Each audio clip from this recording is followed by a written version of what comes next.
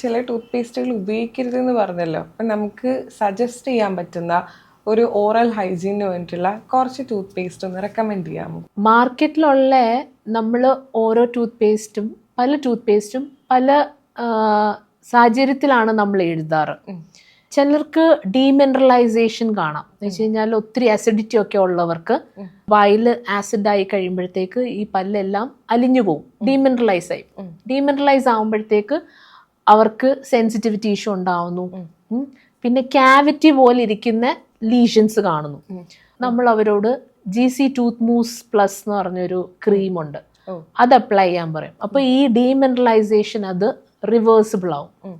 Hyper sensitivity ഉണ്ടെങ്കിൽ നമ്മൾ potassium nitrate ഉള്ള ടൂത്ത് പേസ്റ്റ് പറയും, സെൻക്വലെഫ് അല്ലെങ്കിൽ സെൻസോഡെന്റ് KF, സെൻസോഡൈൻ, അങ്ങനെയൊക്കെ ഉള്ളത്.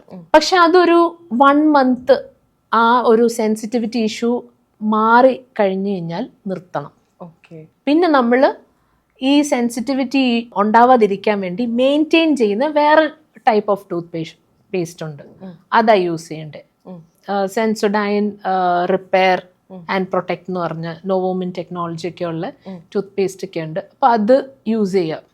ഹൈ ഫ്ലൂറൈഡ് ഉള്ള ടൂത്ത് പേസ്റ്റ് ഉണ്ട്, like Colgate total, Himalaya complete dental care, അതൊക്കെ നല്ലതാണ്.